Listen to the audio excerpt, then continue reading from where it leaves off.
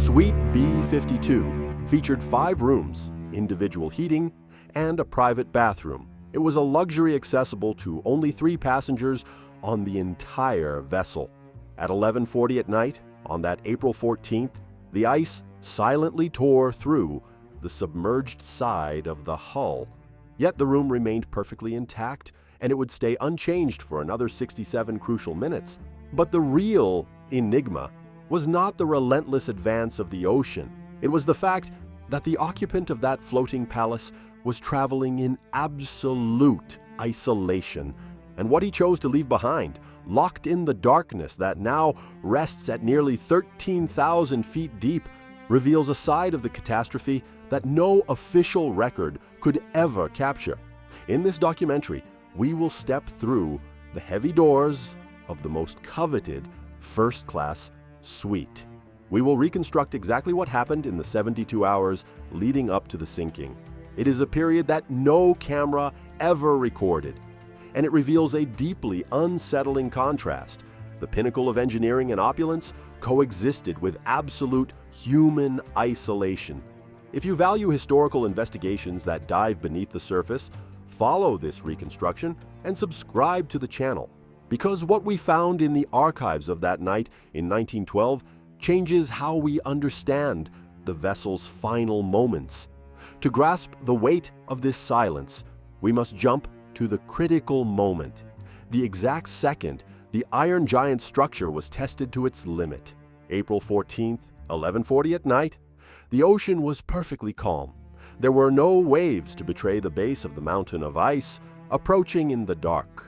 In the crow's nest, nearly 100 feet above the sea, the lookouts strained their eyes against the freezing wind. They were operating completely without binoculars. The ship surged forward, cutting through the North Atlantic. Its 4 towering smokestacks were silhouetted against a star-studded night sky. When the warning finally echoed through the bridge, the outcome was already sealed. The mechanics of the catastrophe did not involve a violent head-on collision. Instead, it was a lateral, submerged, and surgical scrape along the right side of the hull. It warped the steel plates far below the waterline. The impact was so subtle that for those on the upper decks, it felt like nothing more than a faint, continuous vibration. On the other side of the ship, on the port side, and 50 feet above the water, Suite B-52 remained completely isolated from the initial chaos. At that exact moment, the man who paid a fortune to inhabit it was out on the deck. He was smoking under the freezing night sky. While the ocean ruthlessly began to flood the lower compartments, that private refuge would stay dry and protected for exactly 67 minutes. It was a precious window of time, more than enough for anyone to return and rescue their belongings, their life savings, or their documents. Yet, the choices made by that reclusive passenger in the hours that followed would defy every basic instinct of self-preservation. And the explanation for this inertia had been planted days earlier, far away from that ocean. The journey that would end at the bottom of the sea officially began on a Wednesday, April 10th, 1912, in the city of Southampton, England. The pier was a living organism. It pulsed with the sound of electric cranes hoisting cargo and thousands of voices echoing across the harbor. The people crowding into the lower decks had ordinary faces. They were tired, weathered by the sea breeze and hard labor. Above this crowd, the colossal black structure of the ship rose like an impenetrable iron wall. It was crowned by 4 massive smokestacks that seemed to touch the clouds. That year, the newly completed vessel was not just a mode of transportation. It was the largest and most luxurious moving object ever built. It was specifically designed to cater to the every whim of the first class. In this vertical geography, financial power dictated the height of the deck a passenger would walk on. B deck occupied a position of extreme privilege, and at the heart of this space was Suite B-52. The price charged to occupy these quarters for less than a week at sea was £870 sterling. To truly grasp that financial weight, In today's economy, that would be roughly $103,000. But what did such a disproportionate sum buy out in the middle of the ocean? It was not just the sophisticated furniture or the French oak finishes. It bought absolute isolation. It bought the right to exist without being noticed. The records reveal a fascinating bureaucratic engineering. Suite B-52 was not purchased in a rush. It had been reserved 6 months prior to boarding by a powerful American industrialist. He was a man who demanded the most modern and secluded space on board. The room waited for him in silence. However, in a quiet change of plans, this American magnate canceled his trip. He never crossed the boarding ramp. The exact reason for his absence did not stop the space from being quickly filled. The shipping line executed an invisible, last-minute substitution. Taking the keys to B-52 in place of the industrialist was a 48-year-old Belgian executive. Physically, he was just another mature gentleman. He wore the tailored suits demanded by the strict social code of the era. Internally, however, he was a man in ruins. This was a stark contrast to the vast majority of luxury cabin occupants around him. Those individuals were traveling to expand their fortunes or simply flaunt their status among the global elite. But this executive was moving in the opposite direction. He boarded with the bitter taste of collapse. His return to Europe happened right after a commercial deal had failed devastatingly in New York. The contrast between the environment and the mental state of this passenger was brutal. The ship's corridors buzzed with the enthusiasm of an unshakable elite. The first-class lounges radiated the confidence of a world that believed itself untouchable. Meanwhile, the Belgian executive was completely locked away in his own silence. The burden he carried inside his closed valise was far heavier than any ordinary luggage. He was carrying the end of his own future. This is where the story of the Great Catastrophe intersects with an intimate, anonymous tragedy. No one among the senior crew understood it, not even the stewards tasked with serving meals in his room. They could not grasp why a man willing to pay a fortune traveled alone. He was a recluse with absolutely no intention of enjoying the opulence he had paid for. This self-imposed isolation, starting that Wednesday in Southampton, would dictate all his actions in the days to come, and it would explain why, when the water began to breach the steel giant, he ignored his own survival instinct. Instead, he waited for the end, in the silence of his quarters. The supremacy of a vessel is not measured solely by the size of its boilers or the height of its smokestacks. It is measured by how well it hides the brutality of the sea. To the shipping line, suites B-52, B-54, and B-56 were not just passenger cabins. They were designed as the ultimate calling card for the project. They were true display models of human ambition. The chief designer had drafted those spaces with an almost sickening obsession for aesthetic detail. The walls were paneled with the purest French oak, and the furniture bore the unmistakable signature of the finest Viennese craftsmen.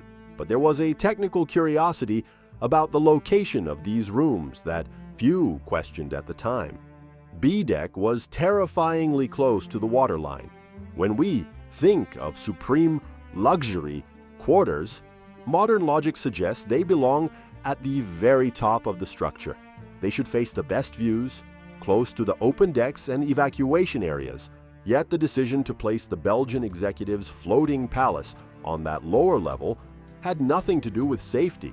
It was strictly a matter of structural balance. Placing the heaviest, most ornate rooms on that level lowered the vessel's center of gravity. More importantly, it isolated the passengers from the monstrous vibrations of the triple expansion engines. Those engines worked endlessly within the iron bowels of the ship. Acoustic comfort and visual stability were prioritized above any risk scenario.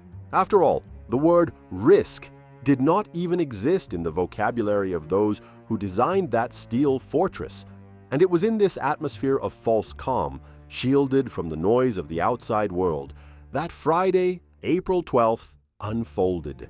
The first-class steward's pocket watch read 7:30 in the evening when the nightly meal was requested in the suite. What should have been a moment of social contact in the massive upper dining rooms became just another step in his rigorous isolation.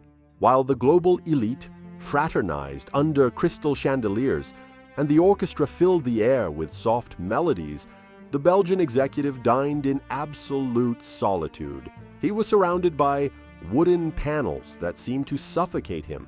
The first-class steward, a man trained to observe and never question, began to notice a disturbing pattern. In his service notes and memories, the staff member would record the grim routine of that guest. The man did not speak. He did not go out for walks on the promenade deck. He refused the company of other passengers at the dining tables for 3 consecutive nights. His only interaction with the crew was a methodical, dry request. A cup of tea served promptly at 10 at night, nothing more. The reclusion was so dense it was almost palpable.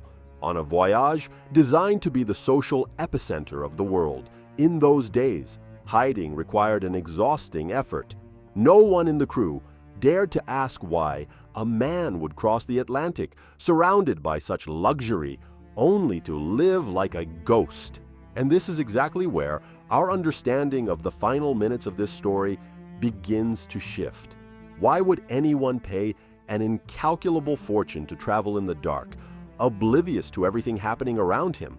The answer to this bizarre behavior was not a billionaire's eccentricity, nor was it a simple trait of melancholy.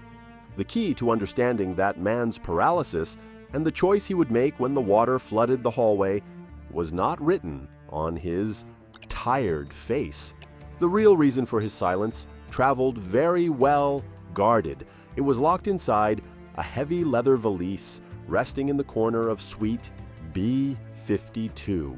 It was a sealed container, holding a document so devastating that when it was finally revealed by rescue teams many decades later, it would completely transform how we view the actions taken on the dawn of the catastrophe.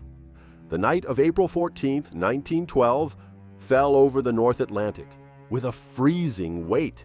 The water temperature plummeted to roughly 28 degrees Fahrenheit.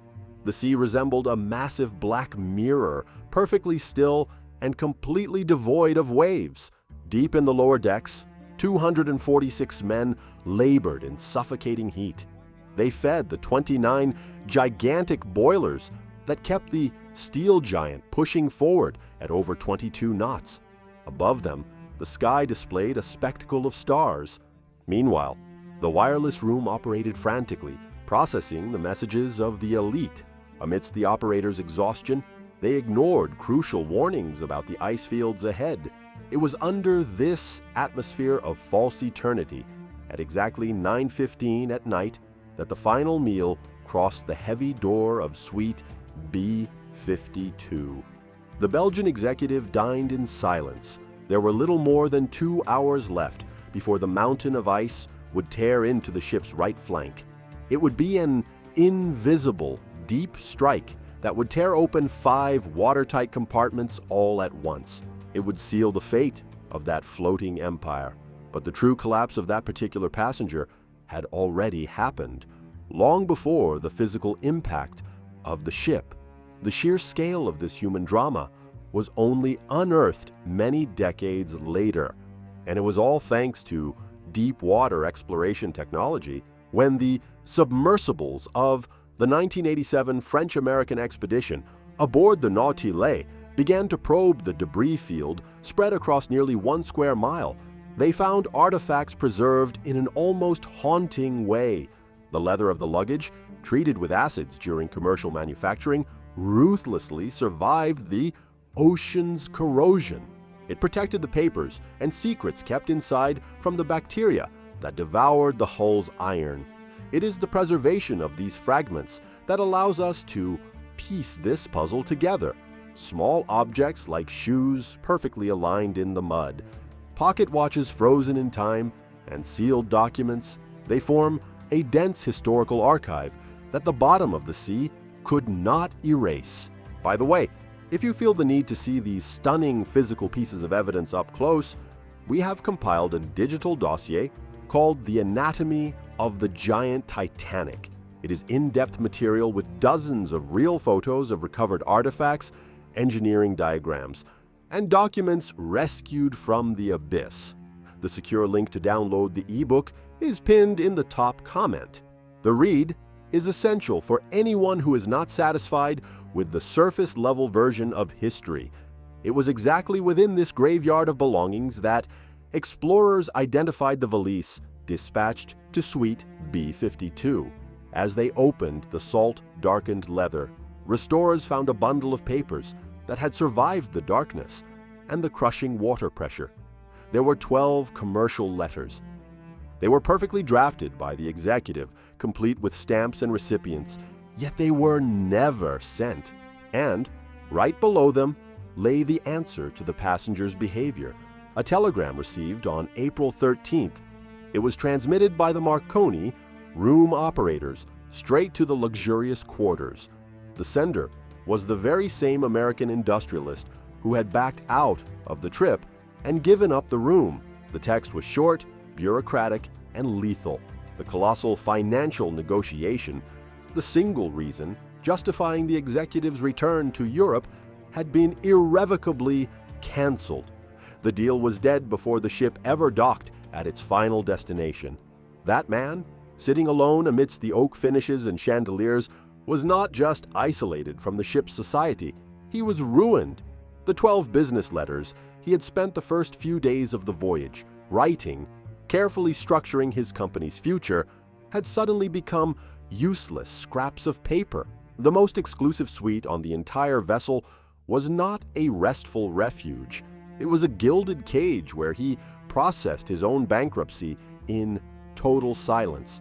When the ship finally scraped against the invisible ice in the middle of the night, sending a slight tremor through the first-class walls, the Belgian executive had already lost everything that mattered to him back on dry land. The static luxury of his cabin was his last, fleeting fortress of dignity. And this leads us to a grim understanding of the decisions he would make. During the 67 minutes, his room remained perfectly dry, all while the rest of civilization on board began to crumble into despair. The night of April 14th, 1912, swallowed the North Atlantic with a thick darkness and a quietness that bordered on the unreal. The temperature had dropped rapidly. The sea behaved like a massive sheet of black glass, without the slightest sign of waves to betray the hidden dangers in the freezing vastness. In the lavish first-class lounges, the atmosphere was one of pure celebration.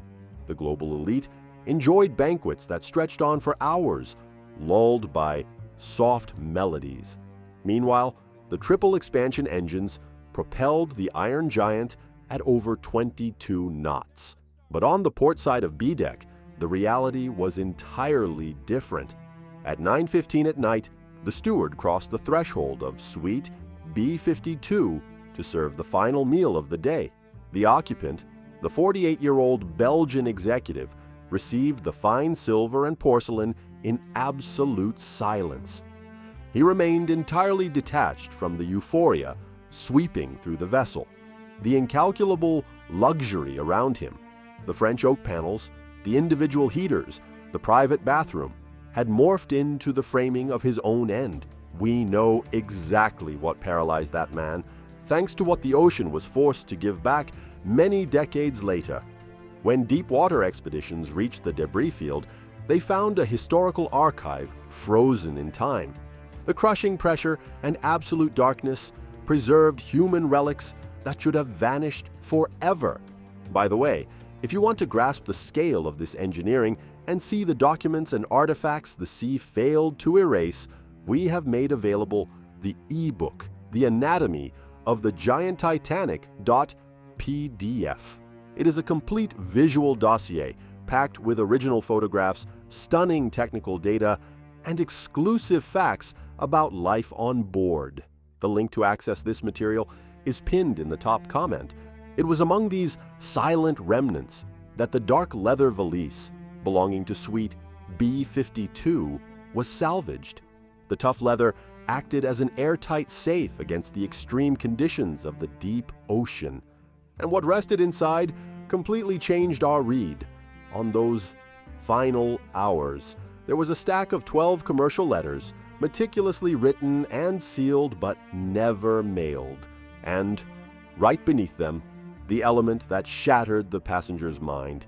A telegram received on April 13th. The sender was none other than the American industrialist who had canceled his trip and handed over the room. The message was brief, cold, and final. The massive business deal, the only reason the Belgian executive was crossing the ocean back to Europe, was canceled irrevocably. That man was returning to nothing. The financial ruin was total and absolute. The 12 letters in his valise represented a future that had ceased to exist in a matter of seconds. The undeniable opulence surrounding him was the final frontier of his pride. It was an incredibly expensive facade, masking the personal abyss he had already fallen into, long before the ship faced its own. When the clock struck 11:40 at night, the silence was broken by a slight shudder. Far from the eyes of the wealthy passengers, on the starboard side and far below the waterline, the ice tore through the steel plates in a continuous surgical friction. The freezing seawater began to flood the lower compartments with overwhelming force. It forced the boiler workers into an urgent escape up the metal staircases. However, Suite B52 was located on the opposite side. It was on the port side, 50 feet above the initial point of impact. While tension slowly began to brew in the lower corridors, that room remained perfectly dry, warm, and silent. It would stay intact for another 67 minutes.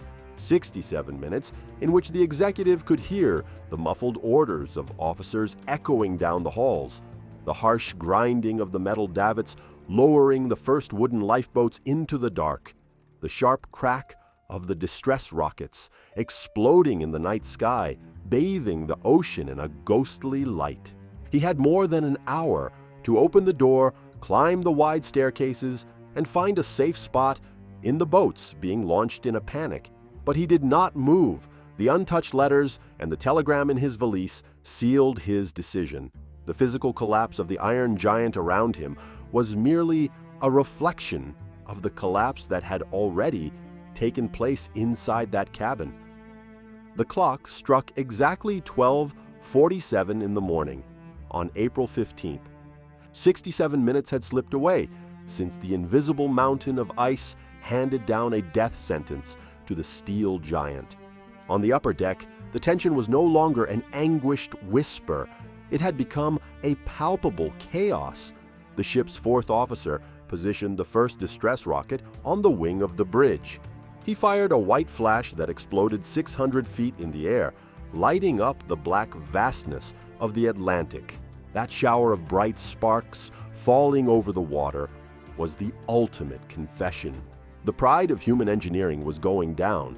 Down in the lower decks, however, the dynamics of the invasion were silent, mathematical, and terrifyingly calm. The freezing water, 28 degrees Fahrenheit, did not ask for permission. It surged through the first-class corridors with an unshakable force. It climbed relentlessly up the richly decorated staircases, swallowing the electric light that fought to stay on in the bowels of the ship. It was at this exact minute, 12:47 in the morning, that the ocean finally breached the threshold of Suite B52. The salt water swept across the French oak floor. It soaked the exclusive tapestry and overturned the heavy Viennese furniture. But the most disturbing detail of this invasion was not the irreversible destruction of luxury. It was the absolute lack of any resistance. The occupant of that private palace, the Belgian executive, was not there, and defying all logic of human instinct, he never returned to his room. Try to visualize the weight of that choice. In an extreme scenario, dozens of wealthy passengers were running frantically back to their quarters. They were making desperate attempts to save jewelry, stacks of cash, pearl necklaces, and vital documents locked in metal boxes. They often risked their own chance at getting a seat in the limited lifeboats. Yet, that man made the diametrically opposite decision. He had more than an hour's head start. He had plenty of time to return to his still perfectly dry room.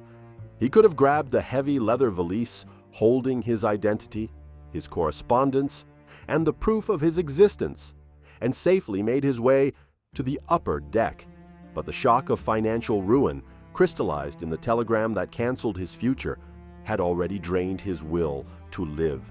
He chose to walk the slanted decks of the ship without ever looking back. He let his own history be swallowed by the dark waters. He abandoned his belongings to the crushing pressure of the deep sea. When the colossal structure could no longer withstand the physical agony of the sinking, it tore into two halves. A terrifying metallic roar echoed across the ocean, and the ship dragged more than 1,500 people down into the depths. The Belgian executive met his end amidst that anonymous crowd.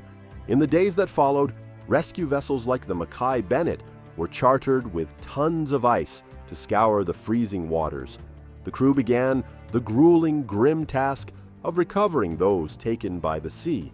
6 days after the catastrophe, his body was finally hoisted from the water, and in a painfully telling way, he was recovered without a single identification document in the pockets of his suit. No letter, no note, no name to notify his family. He became just another silent victim of that dawn. He was a man who accepted oblivion even before the water touched his feet. His leather valise, however, met a completely different fate. The thick leather, treated with tough materials during production, acted as a shield. It sank along with the carcass of the ship. It fell for nearly 13,000 feet until it violently struck the ocean floor. There, in the absolute darkness of that underwater abyss, the bag laid to rest in a vast, silent debris field spanning nearly 1 square mile. It is a ghostly landscape where leather shoes still sit perfectly aligned in the mud to this day.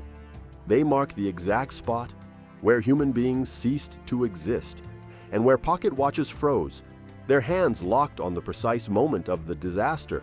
In this submerged graveyard, the valise remained sealed and invisible to the world. For over 7 decades, no one knew who that object belonged to or what private tragedy it held. It was only in 1987, 75 years after that fateful night, that deep-sea exploration teams, operating modern submersibles like the Nautilus, descended into the debris field and brought the artifact back to the surface. As they opened the salt-darkened leather, protected from time by the lack of oxygen in that extreme environment, lab conservators found the intact commercial letters, and they found the devastating telegram of financial ruin. Only then did the pieces of that puzzle come together. The ocean had acted as an unyielding vault. For 3/4 of a century, it preserved the psychological undoing of a man who sentenced his own memory to the bottom of the sea. Humanity's return to that steel structure required decades of technological advancement. When the ship tore apart between the 3rd and 4th smokestacks, the impact against the ocean floor scattered wreckage over nearly 1 square mile. Down in that vastness, the pressure is nearly 400 times greater than on the surface. It is a hostile environment where sunlight has never touched. At first, it was believed that very little would have survived. However, the expeditions that began in 1987, operating at 12,415 feet deep, revealed the silent details of the tragedy. During this mapping process, explorers stumbled upon an intriguing scene on B deck. The other 2 luxury suites, which should have showcased the exact same level of preservation, showed signs of devastation that happened before the shipwreck's collapse.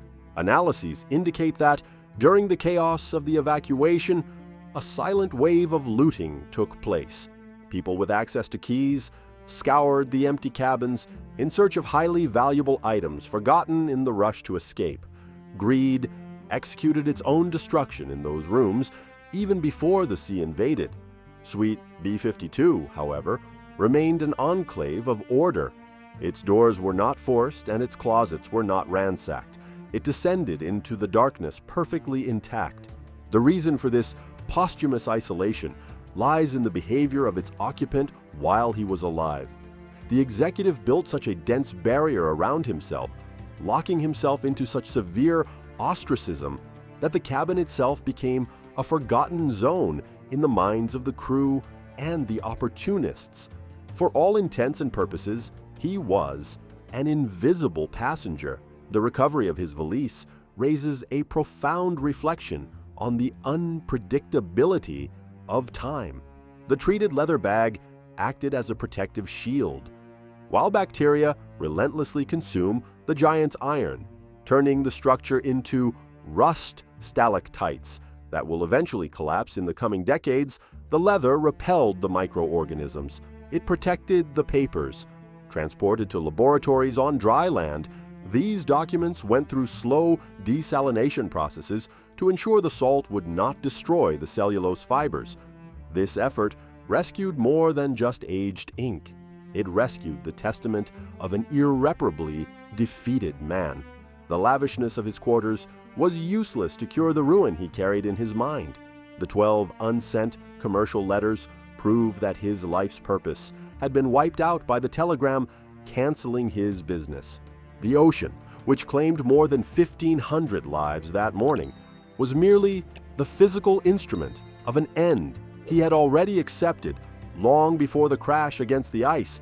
Science can salvage fragments of the past hidden under thousands of feet of water, but there is no technology capable of translating the abyss of human hopelessness. And so, as we conclude the reconstruction of these hidden hours, the truth resting on the table is not made of twisted iron. It is made of an intimate and devastating choice. The real question that continues to echo in the freezing darkness is not how the water breached the cabin.